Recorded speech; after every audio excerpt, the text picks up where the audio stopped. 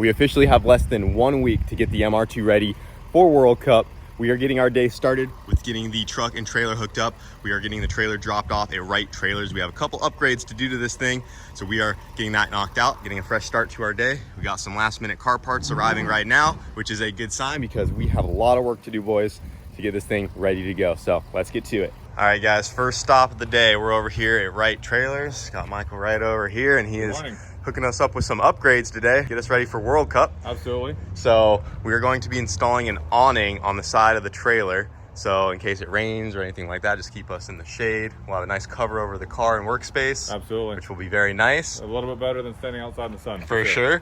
And then I also went to Harbor Freight and I picked up this US General toolbox here. Unfortunately, they don't make these in white, but I ordered a black one and we painted the face of it white, and they are going to be punching a hole out right here. We are going to lose some cabinet space, but there's really no other place we can put a toolbox without it taking a ton of room, because we have to have the smart car up here and the car is going to take up a ton of space back there. So we're sacrificing a cabinet. This guy is going to slide in right there. And right now we have our generator being stored right here along with some tools. We are also going to have a generator box made. We're going to move the generator to the tongue of the trailer, so we will free up some cabinet space that we're losing with the toolbox here.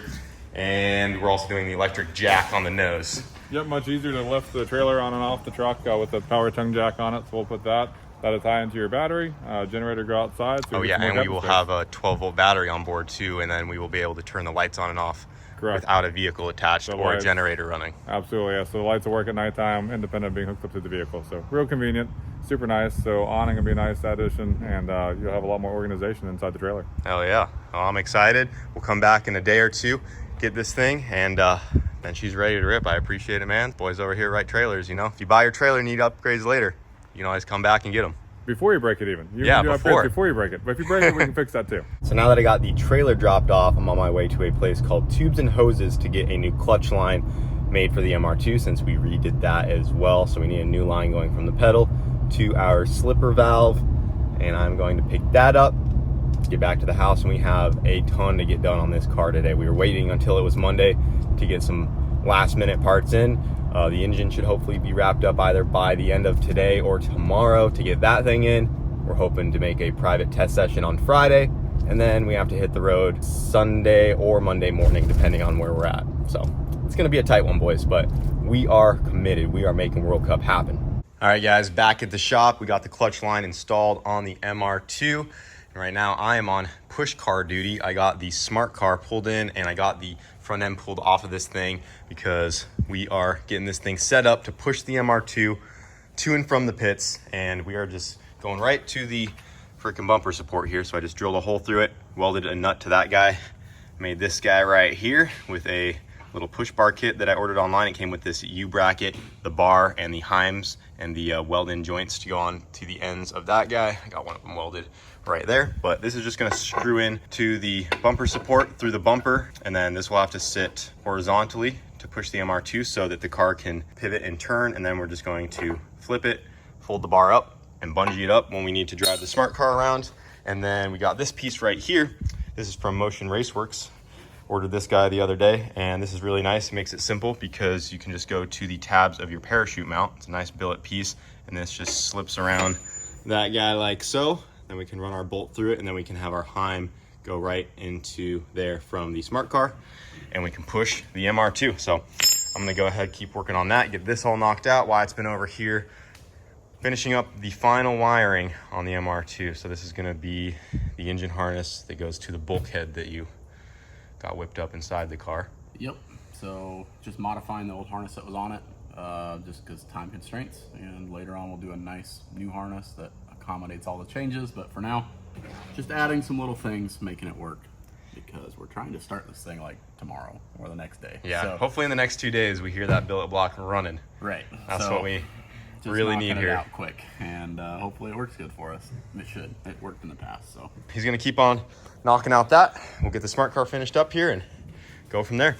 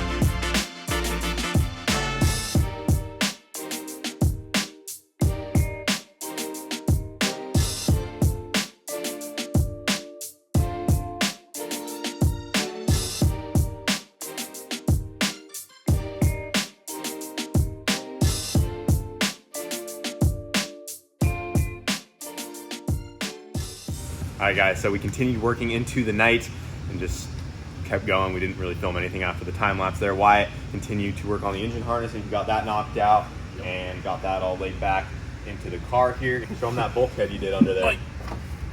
Nice and easy to get to. Super convenient. So now, all we gotta do is unscrew that guy and then the whole motor can drop out. Yep. Whereas before, all the wires ran up into the cab and we kind of had to lay everything sprawled out. So now it's a nice little package in case this thing sends a rod to the moon.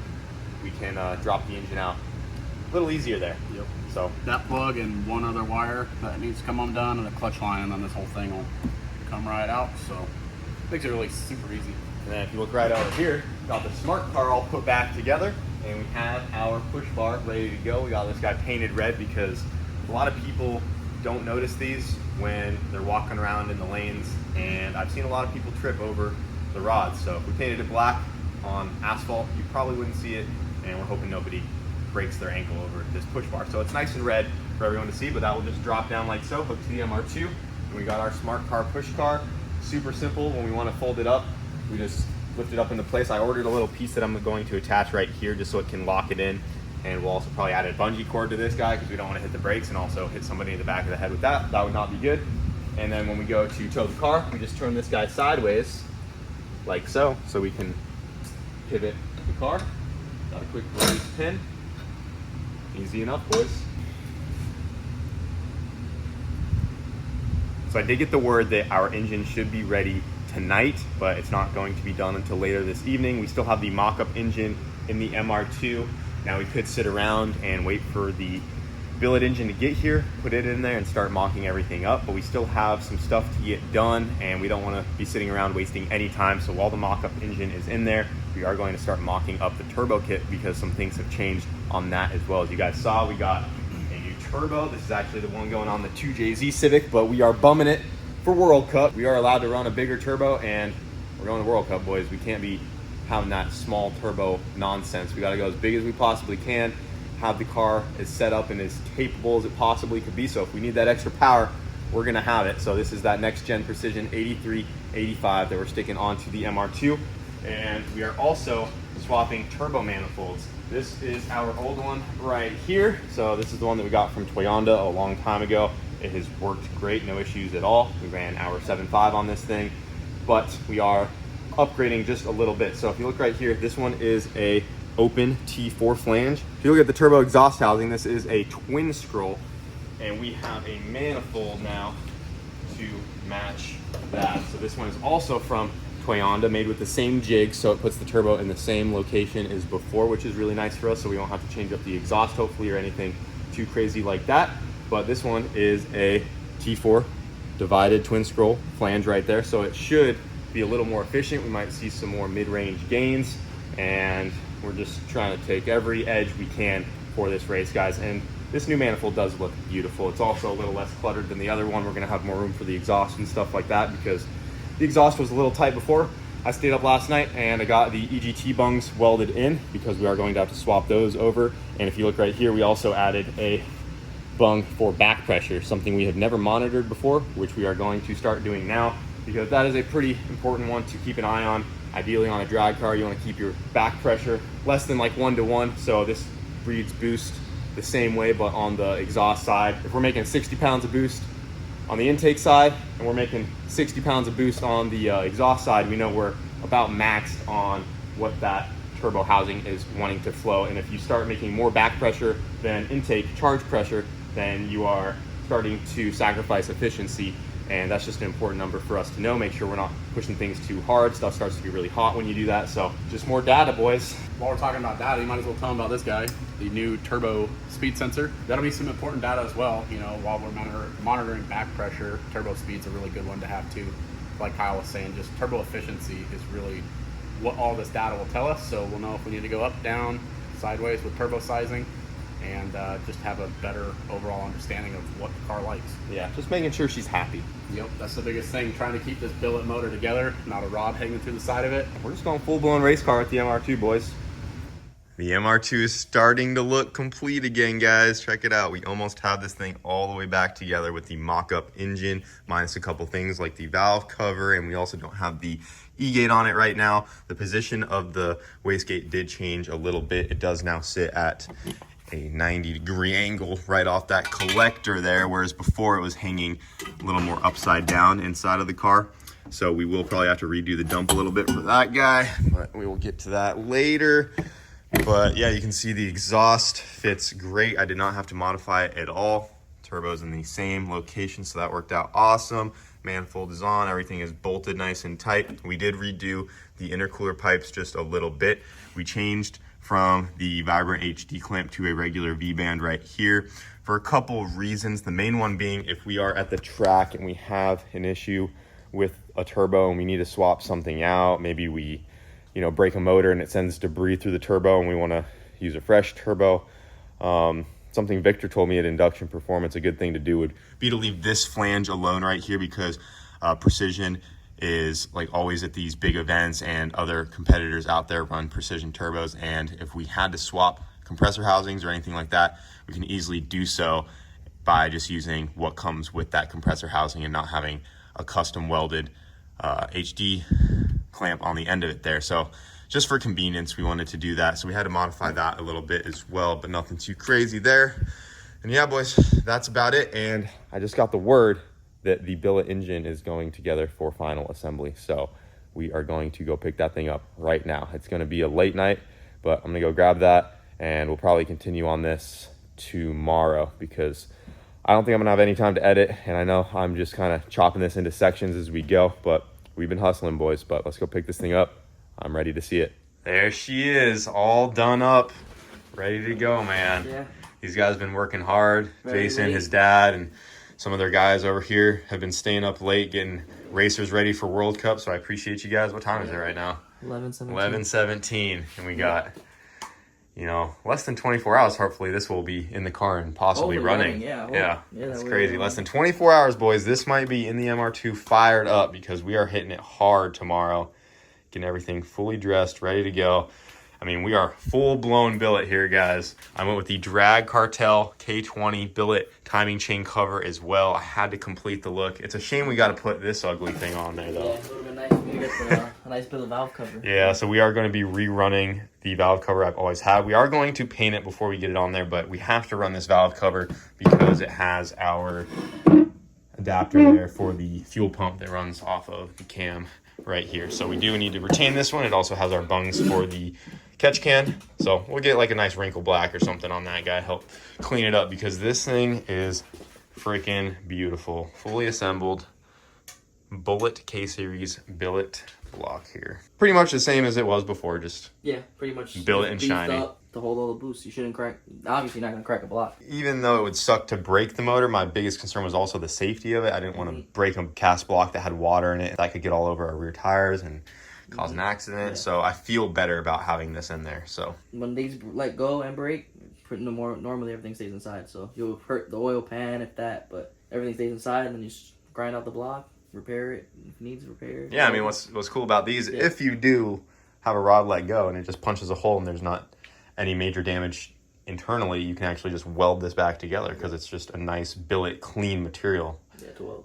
It's not like trying to weld OEM cast No, yeah, crap. nice. Well, cool, man. They got her all sealed up here. We just got to get that valve cover on. Oil pan is on. So this is our same oil pan. Got our oil return right there for the turbo. We have a damper at the house to get on this thing that we'll show you guys. Got all titanium hardware on that timing chain cover as well. And then if you guys look back here, I think we already talked about it, but yeah, no oil filter. So we got our in and out on the block, and that is going to go to a custom filter that we got that we have to show you guys tomorrow when we get back to the house. But ready to get this thing loaded up, let you guys get going home, and the thrash is on. Yeah. We should It show was them. only a few days. Yeah, we should show them where your car's at, because My car. you're trying to make it still too, right? Yeah, so we're gonna make it, but this is the block that's going in the car right here. That's apart, and that's the car right now. Yeah, so that's where they're at, nice, and yeah. they also have the same amount of time as we do. Yeah. So that, and also a little less. I have more customers to deal with. Yeah, and they have customers, so. I'm toast. Hey, you're actually farther ahead than we are right now, because we have to take an engine out of the car Yeah. to get it to look like this, and Yeah, then put one in. start putting it back So I together. have a little head start, hopefully. Yeah. It's finally here. About time. 12:30 in the morning. We are back, boys, with the billet engine. We're gonna have a long day ahead of us tomorrow. Very, very long day. Get this thing out of here, get some sleep, and hit it hard tomorrow. All right, boys, it's time. Put the MR2 all the way together just to take it apart again. Yeah, seems to be the way it goes around here some days, but I'm excited, man. Get this billet chunk in there and maybe fire the damn thing up today. We'll see. It's been a long time coming. Feels like it's really only been like 2 weeks of crunch time, but it's been long days. It's been a ton of work, boys. But gotta get this thing dressed out, ready to put in the MR2. Let's freaking get to it. It's finally time for the billet block, boys. All right, guys, we're getting the billet engine all dressed up, just getting some pictures and stuff like that. But we're gonna go ahead and get the damper put on this thing. Now, this is the ATI damper that I've had on the MR2 for years now, and we have never serviced this thing, haven't done nothing to it. And these are very important. This cancels out a lot of the harmonics in your engine. Very important to run a good damper on the car if you want your bearings to last, stuff like that. So it even says right on here that this needs to be rebuilt every time the engine comes apart. This thing has been through the ringer. These are built with layers of metal, and inside of there, they are separated by O-rings. The O-rings over time can wear out and they need rebuilt over time. So we're actually switching to a different style damper that we're gonna try out here. And this comes from Fluid Damper. And we're gonna tell you why we wanna try one of these bad boys out. So here she is, fresh out of the box. And this is the same size as our other one, made to fit a K-Series. What's cool about these is they have a fluid inside of them as opposed to the O-rings like the ATI, and these last the lifetime of your vehicle, not just each engine rebuild. It never has to be rebuilt, whereas the ATIs need to be sent in for servicing. They don't have any O-rings that can wear out. They actually use these on a lot of OEM supercars, and they self-balance throughout the whole RPM range, where some of the ATI stuff is limited on really high revving RPMs. And we crank these Honda K-Series really high, so we want to make sure that our harmonics are canceled out as good as we can throughout the entire RPM range. So we are going to stick that guy on there, made in the USA, SFI certified, ready to rip, and we'll get that on there and we'll be ready to go.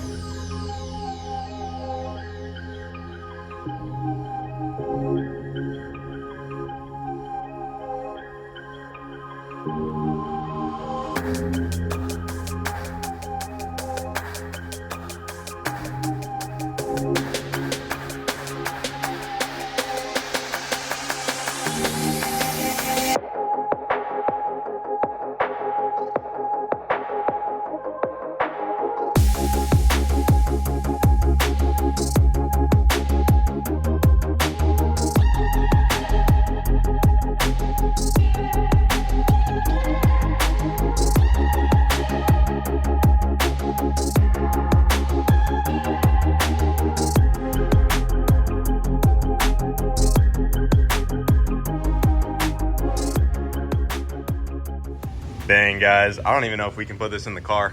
Yeah, it's gonna get way too dirty. I think me and Wyatt have decided just to stick it in the living room and look at it, and we're gonna start a knitting channel. Yeah, so thanks for joining us on the Boosted Boys journey. Look for our next channel. Yeah, we've Come and peaked see. here, boys, Yep. and we're done. It's all downhill. from here Oh, on it is out. so nice, guys. We got everything together. We hung the manifold on there just for pictures. Obviously, that's gonna come back off to get it in the car, but the intake is on for good. And we're starting to get some of the coolant accessories on there because the head is still going to have water going through it, but just about ready to drop the mock-up engine and trans out of there because that is our actual transmission that we need. So we're going to get that out of the MR2, get that bolted onto this guy with our new clutch and everything that we got. I also have to show you guys that we did get a new triple disc clutch from our guys over at Action Clutch, hooking us up. Nothing was wrong with our old one, but we wanted to go to this event on a fresh unit, and our other clutch is going to become our backup, and it was just recently refreshed. So we got a fresh, brand new triple disc from Action Clutch going on there to handle all of the horsepowers from this billet block, and we'll have that second one, like I said, as a backup. Get that sequential mated up to this thing, get it in the MR2. We got to start plugging away, boys. We don't got much time.